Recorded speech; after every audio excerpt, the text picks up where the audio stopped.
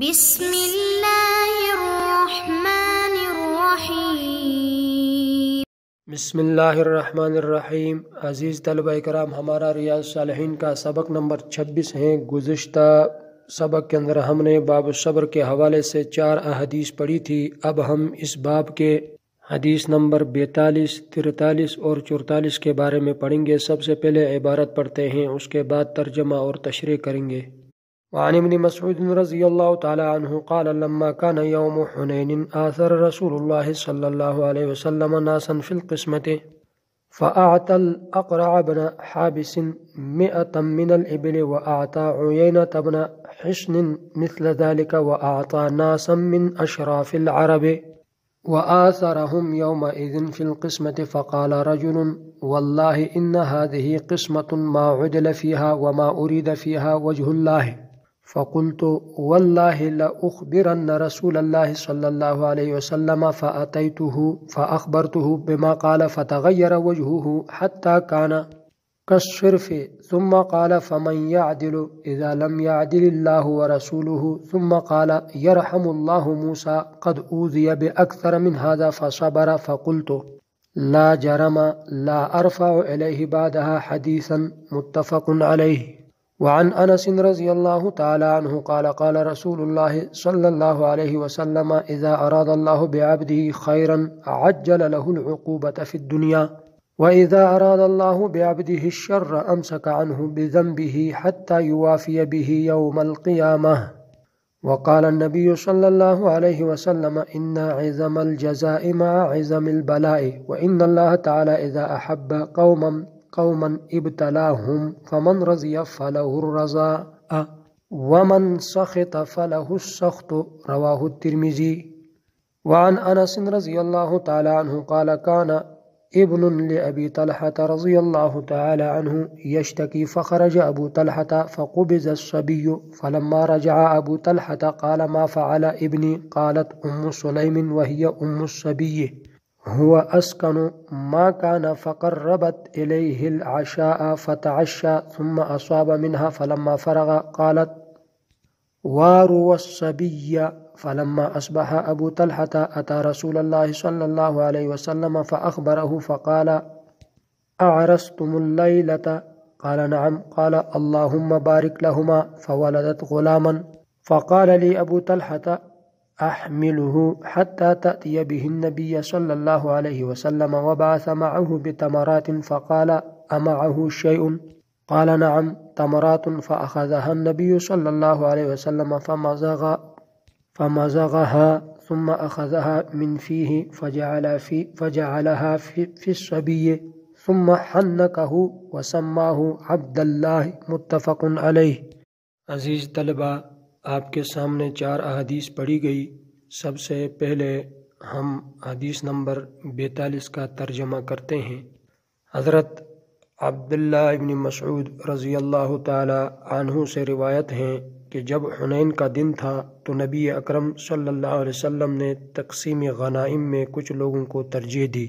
اقرع بن حابس کو 100 اونٹ عنایت فرمائے، عیینہ بن حصن کو بھی اتنے ہی عنایت فرمائے، اور عرب کے بعض دیگر سرداروں کو بھی اسی طرح دیتے اور ان کو تقسیم غنائم میں ترجیح دی۔ ایک آدمی نے کہا اللہ کی قسم یہ ایسی تقسیم ہے جس میں عدل نہیں کیا گیا اور نہ اللہ کی رضامندی پیش نظر رکھی گئی ہے۔ راوی کہتے ہیں میں نے کہا میں اللہ کے رسول کو ضرور اس کی خبر دوں گا، چنانچہ میں نے حاضر خدمت ہو کر اس شخص کی بات نبی اکرم صلی اللہ علیہ وسلم کی خدمت اقدس میں نقل کی۔ رسول اللہ صلی اللہ علیہ وسلم کا چہرہ انور یہ سن کر متغیر ہو گیا، گویا کہ وہ سرخ رنگ کی طرح ہیں۔ پھر آپ صلی اللہ علیہ وسلم نے ارشاد فرمایا جب اللہ اور اس کا رسول عدل نہ کریں تو اور کون عدل کرے گا؟ نیز فرمایا اللہ تعالیٰ موسیٰ علیہ السلام پر رحم فرمائے اور ان کو اس سے بھی زیادہ تکالیف پہنچائی گئی اور انہوں نے صبر کیا۔ میں نے دل میں کہا کہ یقیناً میں آپ صلی اللہ علیہ وسلم تک آئندہ کوئی بات نہ پہنچاؤں گا۔ اب ہم عبارت حل کرتے ہیں۔ اس روایت میں عیینہ بن حصن الفزاری جو فتح مکہ کے دن اسلام لایا، یہ مؤلفۃ القلوب میں سے تھا، سخت مزاج دیہاتیوں میں سے تھا، یہ مرتد ہو گیا اور حضرت ابوبکر صدیق رضی اللہ تعالی عنہ کے پاس قیدی بنا کر لایا گیا۔ اقرع بن حابس، اقرع لقب اس لیے رکھا گیا کہ سر میں گنجا پن تھا۔ یہ قبیلے بنو تمیم کے سرداروں میں سے تھے، جاہلیت اور اسلام میں عمدہ کردار والے تھے۔ اشراف العرب، یعنی عرب کے سردار کو کہتے ہیں۔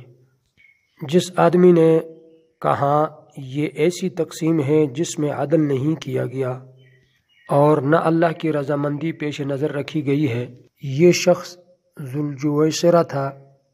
اس کو انصار میں شمار کرنے کی وجہ یہ تھی، یہ حلیف انصار ہونے کی بنا پر اور موالات کی وجہ سے حلیف کو انہی میں سے گنا جاتا ہے۔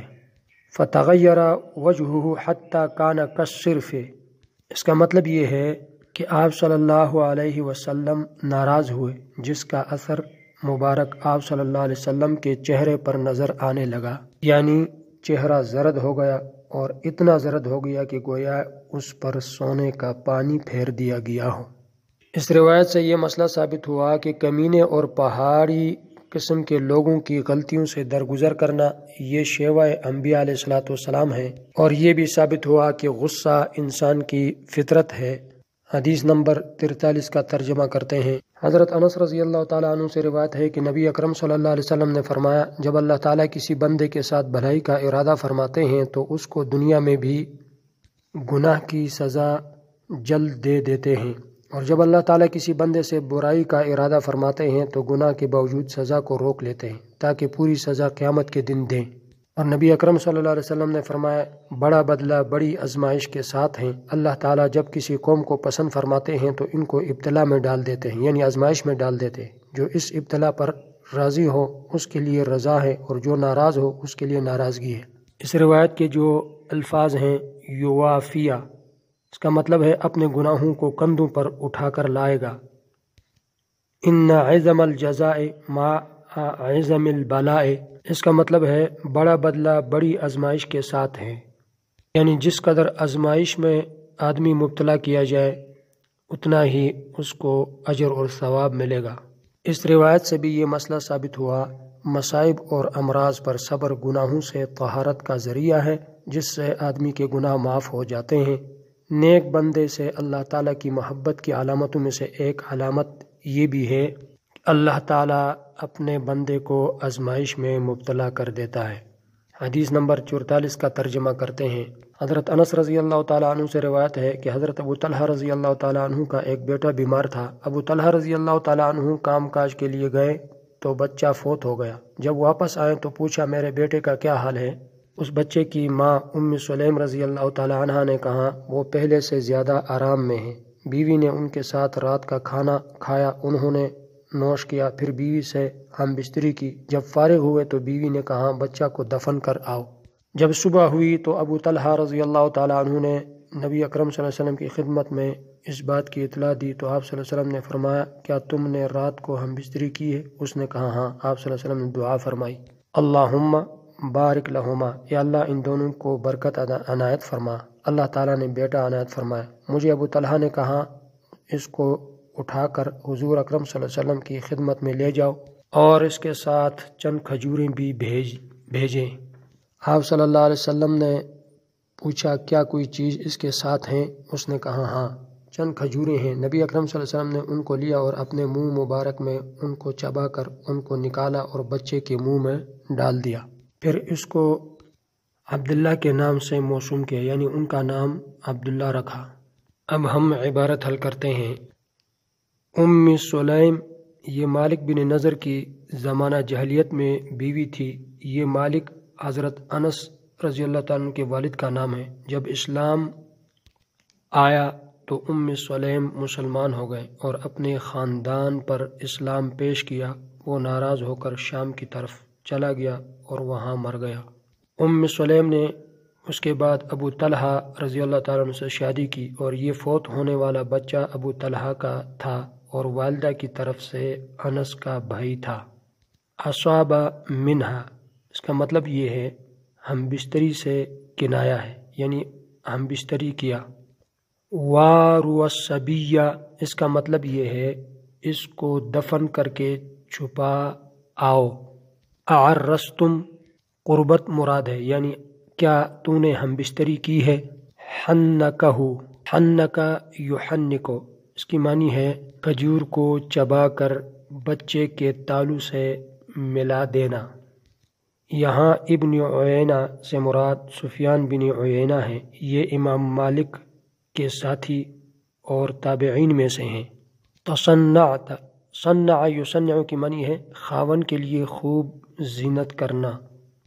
اس حدیث میں مسلمان عورت کی حقیقی تمثیل ذکر کی گئی کہ ایک نیک بیوی کتنی عظیم عقل اور روشن ذہانت رکھتی ہے، اور یہ بھی ثابت ہوا ام سلیم کا اپنے بیٹے کی موت پر صبر عورتوں کے لیے ایک قابل تقلید مثال ہے کہ وفات یا مصیبت کی خبر انتہائی نرم الفاظ سے دینی چاہیے، اور یہاں ام سلیم نے خاون کو خوش کرنا زیادہ بہتر سمجھا بجائے اس کے کہ وہ اپنے بیٹے کے غم میں مبتلا ہونے کے۔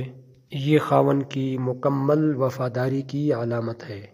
اور اس روایت سے یہ مسئلہ بھی ثابت ہوا، یہ سنت ہیں کہ میاں بیوی میں سے ہر ایک دوسرے کی تکلیف کو ہلکا اور کم کریں اور ایک دوسرے کے لیے زینت کریں تاکہ ہمیشہ ساتھ رہیں۔ اور اس روایت سے یہ بھی مسئلہ ثابت ہوا کہ بیٹوں کے لیے اچھے ناموں کا چناؤ کرنا چاہیے۔ تو ایک روایت کے اندر ہے کہ سب سے بہترین نام عبداللہ عبد الرحمن ہے۔ ہمارا سبق مکمل ہوا جس کا خلاصہ یہ ہے، پہلی روایت سے یہ مسئلہ ثابت ہوا اللہ اور رسول پر ایمان لانے والے کو تمام سے خیر خواہی برتنی چاہیے۔ کمینے اور پہاڑی قسم کے لوگوں کی غلطیوں سے درگزر کرنا یہ شیوہ انبیاء علیہ الصلوۃ والسلام ہے، اور ہر مصیبت پر صبر کرنے کی ترغیب دلائی گئی۔ اور دوسری روایت سے یہ مسئلہ ثابت ہوا لوگوں کا ابتلا ان کے دین کی درجہ کے مطابق ہوتا ہے، یعنی جب اللہ تعالیٰ کسی بندے کے ساتھ بھلائی کا ارادہ فرماتے ہیں تو اس کو دنیا میں بھی گناہ کی سزا جلدی دے دیتے ہیں، اور جب اللہ تعالیٰ کسی بندے سے برائی کا ارادہ فرماتے ہیں تو گناہ کے باوجود سزا کو روک لیتے ہیں۔ تو مصیبت کا آنا یہ اللہ تعالیٰ کی طرف سے ایک آزمائش ہے، تو اس وقت صبر کا دامن تھامنا چاہیے اور اللہ تعالیٰ کی طرف رجوع کرنا ضروری ہے۔ آخری روایت سے یہ ثابت ہوا یہ سنت طریقہ ہے کہ میاں بیوی میں سے ہر ایک دوسرے کی تکلیف کو ہلکا اور کم کرے اور ایک دوسرے کے لیے زینت کریں تاکہ ہمیشہ ساتھ رہیں۔ اگلا ہمارا سبق حدیث نمبر 45، 46، 47 اور 48 کے بارے میں ہوگا انشاءاللہ تعالی۔ السلام علیکم ورحمۃ اللہ وبرکاتہ۔